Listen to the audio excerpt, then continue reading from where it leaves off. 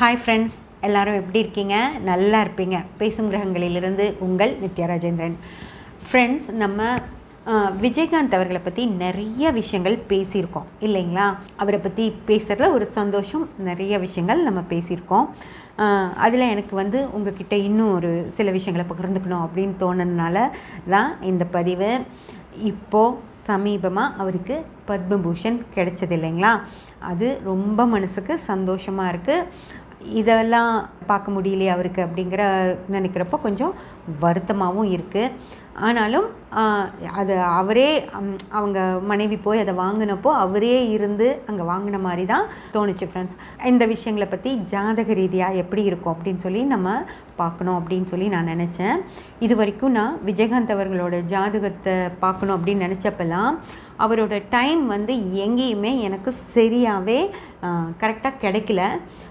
நிறையா யூடியூப்ஸை அப்புறம் கூகுளில் எல்லாம் சர்ச் பண்ணப்பவும் விதவிதமான நேரங்கள் 21:58 அப்புறம் 6:50 PM அந்த மாதிரி எல்லாமே வந்துச்சு. அதனால் நான் எந்த நேரத்தை எடுக்கிறது, எப்படி அது சரியாக அவருக்கு இருக்கும் அப்படின்னு சொல்லி பார்க்குறது அப்படின்னு சொல்லி நிறைய ஒவ்வொரு வந்த நேரங்கள்லாம் ஒவ்வொன்றா போட்டு கணிச்சு பார்த்துருக்கேன். ஆனால் எதுவுமே எனக்கு அவ்வளோ திருப்தியாக இல்லை. இப்போ ஒரு டைம் எனக்கு கிடைச்சது 6:50 மார்னிங்கு. இது நேரத்தை கரெக்ட் பண்ணுறதுக்கு ஒரு டைமிங் இருக்கும். அது நான் போட்டப்போ எனக்கு கிடைச்சது 6:49 AM காலையில். மதுரை 25/8/1952 ஃப்ரெண்ட்ஸ். நான் உங்களுக்கு இது ஃபுல்லாக வர மாதிரி பண்ணுறேன், ஓகேங்களா? இந்த டைம் போட்டப்போ எனக்கு கிடைச்ச ஒரு விஷயங்கள் எனக்கு அது திருப்தியாக இருந்ததுனால அதை பற்றி நான் உங்ககிட்ட பேசணும் அப்படின்னு சொல்லி நினச்சேன். ஃப்ரெண்ட்ஸ், நிறைய பேர் என்ன சொன்னாங்க, விஜயகாந்த் அவர்கள் நிறையா அன்னதானமெல்லாம் பண்ணார், வந்தவங்களுக்கெல்லாம் சாப்பாடு போடுவாங்க, வந்தவங்க யாருமே கஷ்டப்படக்கூடாது, அவர் இந்த பட வாய்ப்புகள் எல்லாம் கிடைக்கிறதுக்கு முன்னாடி கொஞ்சம் சாப்பாட்டுக்கே கஷ்டப்பட்டிருக்காரு, அதனால் இனி யாரும் அந்த மாதிரி கஷ்டப்படக்கூடாதுங்கிறதுனால அணையா அடுப்பு வச்சு அவரோட ஆஃபீஸில் எப்போவுமே எல்லாருக்கும் சாப்பாடு போடுவாங்கன்னு எல்லாரும் அவரை பற்றி யார் பேசினாலும் இந்த விஷயத்தை பற்றி சொல்லாமல் இருக்கவே மாட்டாங்க ஃப்ரெண்ட்ஸ். அப்படி அன்னதானம் பண்ணி இவ்வளோ செஞ்ச அவருக்கே இப்படி உடல்நிலையில் பிரச்சனைகள் வந்துருச்சு, அவர் கொஞ்சம் கஷ்டப்பட்டார், அப்போ இவ்வளோ புண்ணியம் பண்ணியும் அந்த புண்ணியம் அவரை காப்பாற்றலையா அப்படின்னு சொல்லி எல்லாருமே பேசியிருக்காங்க, அதை பற்றியெல்லாம் பகிர்ந்துருக்காங்க. ஆனால் ஒரு விஷயம் என்னென்னா, ஒரு ஜாதகர் கர்மா இல்லாமல் இந்த உலகத்தில் பிறக்கவே முடியாதுங்க. அவரோட கர்மா எல்லாமே தீர்ந்து போயிடுச்சு அப்படின்னா அவங்க இந்த உலகத்தில் பிறக்கவே மாட்டாங்க.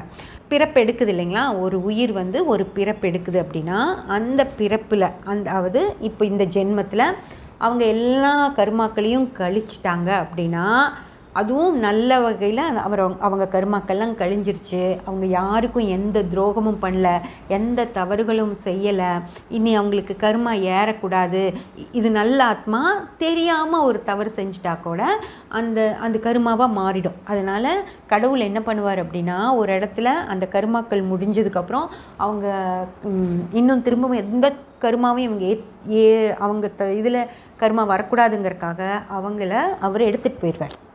இப்போது திடீர்னு கொஞ்சம் பேர் இறப்பாங்க பார்த்தீங்களா, நல்லா இருந்தாங்க திடீர்னு இறந்துட்டாங்கங்க அப்படி சொல்லுவாங்கள்ல, அதெல்லாமே இந்த கர்மா அவங்களுக்கு ஏறக்கூடாது அப்படிங்கிறதுக்காக நடந்த விஷயங்களாக தான் இருக்குங்க. அந்த மாதிரி கடவுள் அவங்கள நல்லா ஒரு சின்ன வயசாக தான் இருக்கும், ஆனாலும் அந்த நேரத்தில் அவங்க இதுக்கு மேலே அவங்க வாழ வேண்டாம் அப்படின்னு கடவுள் முடிவு பண்ணி அவங்கள எடுத்துகிட்டு போயிடுவாங்க. அப்படி போனவங்களை அந்த கண்டலன்ஸ்க்கு வந்தவங்க என்ன சொல்லுவாங்க அப்படின்னா, அவங்க இறப்புக்கு வர்றாங்க இல்லைங்களா, அவங்க என்ன சொல்லுவாங்கன்னா, நல்ல பையன் இப்படியெல்லாம் பண்ணான், இந்த மாதிரி சின்ன வயசுலேயே இவ்வளோ விவரமான பையன், இவனுக்கு இப்படி ஆயிடுச்சே அப்படின்னு சொல்லுவாங்க. யாருமே பேசாமல், இப்போ எத்தனையோ நம்ம கண்டலன்ஸ் போன இடத்துல பேசாமல் நின்றுட்டு இப்படி ஆயிடுச்சுங்களா, உடம்பு முடியாமல் இருந்ததா அப்படின்னு கேட்டுட்டு அந்த இது முடிச்சுட்டு வந்துடுவோம். ஆனால் இந்த மாதிரி திடீர்னு இறந்து போன அவங்களுக்கு அவங்க சொல்லுவாங்க, நல்லா இருந்த பையன் இப்படியெல்லாம் எங்களுக்கு செஞ்சான்.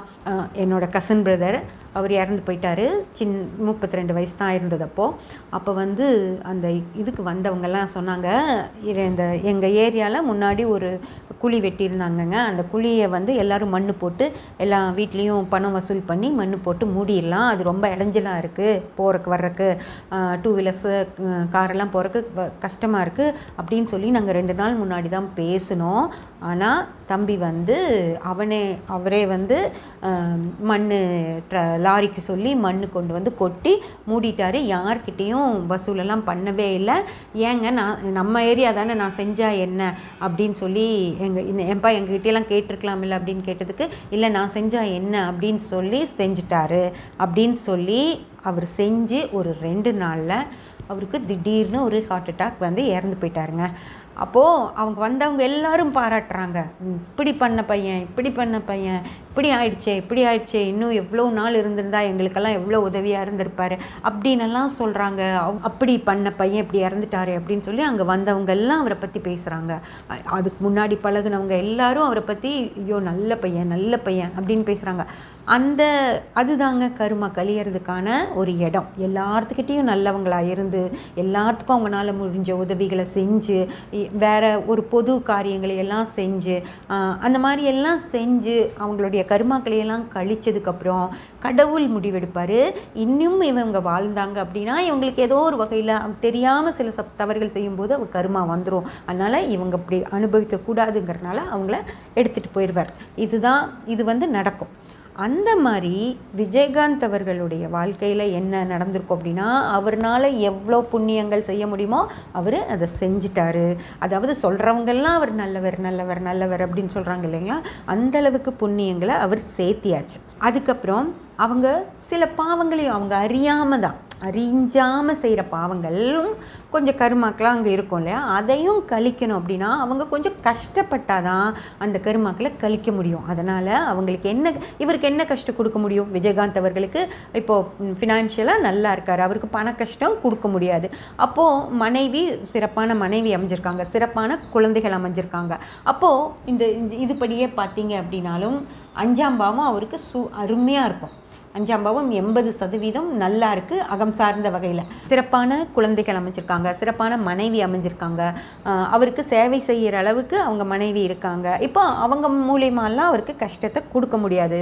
அப்போ என்ன மாதிரியான கஷ்டத்தை கொடுக்க முடியும் அப்படின்னு பார்த்தீங்கன்னா, அப்போது அவரை பற்றி அவதூறாக பேசுகிற மாதிரி ஒரு விஷயங்களை ஏற்படுத்தினார் கடவுள்.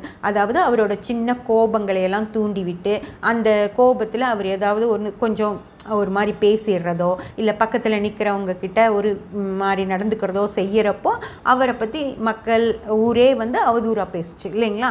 அந்த மாதிரி பேசி அவருக்கு கொஞ்சம் கருமாக்களை கழிச்சு விட்டார். அதுக்கப்புறம் உடல்நிலையில் கொஞ்சம் சிரமங்களை கொடுத்து மிச்சம் இருக்கிற கருமாக்களையும் கழித்து அவரை வந்து முழு புண்ணியாத்மாவாக தன்னோட கடவுள் சேர்த்திட்டாருங்க. அதுதான் விஜயகாந்த் அவர்கள் வந்து கஷ்டப்பட்டதுக்கான காரணம். அவரோட மிச்சம் இருக்கிற கருமாக்களையும் கழிக்கணும். ஏன்னா இன்னும் நிறைய வருஷங்கள் வாழ வேண்டியதாயிரும். இப்போ புண்ணியமே செலவு எல்லாத்துக்கும் நல்லதே செஞ்சுட்டு இருந்தா இன்னொரு 20-30 வருஷங்கள் அவர் நல்லதே செஞ்சுக்கிட்டே போயிட்டுருக்கணும். அப்போ தான் வந்து அந்த கருமா முழுசாக கழியும். ஆனால் அந்த 20-30 வருஷத்துக்குள்ளே திரும்பியும் சில கருமாக்கள் ஜாஸ்தியாக ஆரம்பிச்சிருச்சு அப்படின்னா அதுக்கப்புறம் அவருக்கு அடுத்த பிறவி கொடுக்க வேண்டியிருக்கும் கடவுள். அதனால் அந்த மாதிரி இல்லாமல் இந்த பிறவிலேயே அவரோட புண்ணியங்களோடு சேர்த்து மிச்சம் இருக்கிற கொஞ்சம் கருமாக்களையும் அவர் உடல்நிலையை பாதிப்பு உண்டாக்கி அந்த கருமாவையும் கழித்து கடவுள் அவரை எடுத்துகிட்டு போயிட்டார் ஃப்ரெண்ட்ஸ். ஆனால் அப்படி அவர் செஞ்ச புண்ணியங்கள் இருக்குது இல்லைங்களா, அந்த புண்ணியங்கள் தான் இந்த 9ஆம் பாவத்தில் எவ்வளோ நல்லா இருக்குது பாருங்கள். 9ஆம் பாவமும் 5ஆம் பாவமும் அந்த 9ஆம் பாவம் சிறப்பாக இருக்கிறதுனால தான் அவர் இறப்புக்கு பின்னாடியும் அவரோட புகழ் பரவி இருக்குது. இன்றைக்கி நிறைய பேர் அவர் இருந்தப்போ கூட அவரை புரிஞ்சிக்காத மக்கள் அவர் இறப்புக்கு அப்புறமா அவரை அவ்வளவு புரிஞ்சிக்கிட்டு அவரை இழந்துட்டோமே அப்படின்னு சொல்லி ரொம்ப வருத்தப்படுறாங்க. அதுக்கப்புறம் அந்த புகழுக்கு மேலே இன்னும் ஒரு மகுடம் வைக்கிற மாதிரி இந்த பத்மபூஷன் அப்படிங்கிற விருதையும் அரசாங்கமே எடுத்து அள்ளி கொடுத்துருக்கு ஃப்ரெண்ட்ஸ். அப்படி அவருடைய புகழ் இன்னும் மங்காமல் இருக்குது. அப்படிங்கிறது தான் அந்த 9ஆம் பாவம் இவ்வளவு சிறப்பாக இருக்கிறதுனால தான் இவருக்கு இந்த மாதிரியான புகழ் கிடைக்குது. மக்கள்கிட்ட இருந்தும் சரி, அரசாங்கத்துக்கிட்ட இருந்தும் சரி, யாருமே வந்து அவரை எந்த வித தவறுகளும் தப்பாகவே சொல்லலை. அப்படி ஒரு காலத்தில் அவரை பற்றி தப்பாக நினச்சவங்க கூட இன்றைக்கி ஐயோ தெரியாமல் அப்படி நினச்சிட்டோம், இவ்வளவு நல்ல மனிதர் அப்படின்னு சொல்லி அவரை விரும்ப தான் செய்கிறாங்க இல்லைங்களா. அதுக்கெல்லாம் காரணம் என்ன அப்படின்னா அந்த 9ஆம் பாவம் ஃப்ரெண்ட்ஸ். ஒரு ஜாதகத்தில் 9ஆம் பாவம் சிறப்பாக அமைஞ்சிருக்கு அப்படின்னா அந்த ஜாதகர்களுக்கு தான் இந்த மாதிரி அவங்க இறப்புக்கு பின்னாடியும் அவங்களுக்கு ஒரு புகழ் கிடைக்கும். ஏங்க எத்தனையோ பேருக்கு ஜாதகத்தில் 9ஆம் பாவம் ரொம்ப நல்லா இருக்கும், அவங்களுக்கெல்லாம் பத்மபூஷன் கிடைக்குதா அப்படின்னு சொல்லி கேட்காதீங்க. அதாவது அவங்கவுங்க தகுதிக்கு தகுந்த மாதிரி, அதாவது சும்மா ஒரு மளிகை கடை வச்சுருக்காரு, அவர் வந்து நல்லது செஞ்சார் அப்படின்னா அந்த ஊரில் இருக்கவங்க அவர் போயிட்டாரா, அச்சோ நல்ல மனுஷனாச்சே, நல்ல ஒரு கஷ்டம்னு போய் கேட்டால் கூட இந்த கொண்டு போங்க அப்புறம் வந்து பணம் கொடுங்கன்னு சொல்லுவார், அந்த மாதிரி ஆள் அப்படின்னு சொல்லுவாங்க. அந்த மாதிரி அவங்க இருந்த நிலைக்கேற்ப அவங்கவுங்க போகிறப்போ அவங்கள பற்றி நல்லபடியாக பேசுவாங்க. அந்த மாதிரி விஜயகாந்த் அவர்களை இந்த ஊருக்கே இந்த உலகத்துக்கே தெரியும். அதனால் இந்த இந்தியா முழுக்க அவருக்கு நல்ல மரியாதை இருக்குது அப்படின்னா அவருடைய இடம் அவ்வளவு விஸ்தாரமாக இருக்குது. அதனால் எல்லாருக்கும் அவர் தெரிஞ்சிருக்கு. அதனால் அவருக்கு அவ்வளோ புகழ் இருக்குது. அதே போல் அவருடைய நடிப்புக்கும் அவர் செஞ்ச சேவைகளுக்கும் பாராட்டி அரசாங்கமே அவருக்கு இந்த விருதியும் கொடுக்குது. அதனால் 9ஆம் பாவம் அவருக்கு சிறப்பாக இருக்குது, அவருக்கு கிடைக்குது. 9ஆம் பாவம் சிறப்பாக இருக்க எல்லாருக்குமே இந்த விஷயம் அவங்கவுங்க தகுதிக்கு ஏற்ற மாதிரி கிடைக்கும் ஃப்ரெண்ட்ஸ். அப்போது நீங்கள் இன்னொன்றும் கேட்பீங்க, ஏங்க இந்த பத்மபூஷன் எல்லாம், இந்த பத்மபூஷன் விருது அப்படிங்கிற இந்த மிகப்பெரிய விருதுகள் எல்லாம் அவர் இருக்கப்பவே கிடச்சிருந்தா அவர் எவ்வளோ சந்தோஷப்பட்டிருப்பார் இல்லையா, ஒரு குழந்தை மாதிரி சந்தோஷப்பட்டிருப்பார் இல்லையா அப்படின்னு சொல்லி நீங்கள் கேட்டிங்கன்னா இருக்குங்க. ஆனால் அந்த சந்தோஷம், தனக்கு ஒரு விருது கிடச்சிருச்சு அப்படின்னு ஒரு சந்தோஷம், அப்புறம் எல்லாரும் வந்து அவரை புகழ்கிறதும், அந்த ஒரு கை குலுக்க வர்றது, மாலை போடுறது, மரியாதை செய்கிறது அப்படின்னு வர்றப்போ அவர் சந்தோஷத்தோட ஒரு சின்ன தலைகணமும் அவருக்கு வரும் இல்லையா. பாரு நமக்கு இதெல்லாம் கிடைச்சது அப்படின்னு சொல்லி யாராக இருந்தாலும் அவங்க மனிதராக பிறந்த எல்லாருக்குமே அவங்களுக்கு ஒரு பாராட்டும் ஒரு புகழும் கிடைக்கிறப்போ அவங்களுக்கு கொஞ்சமாவது சின்னதாக ஒரு தலைகணம் வரும் இல்லையா.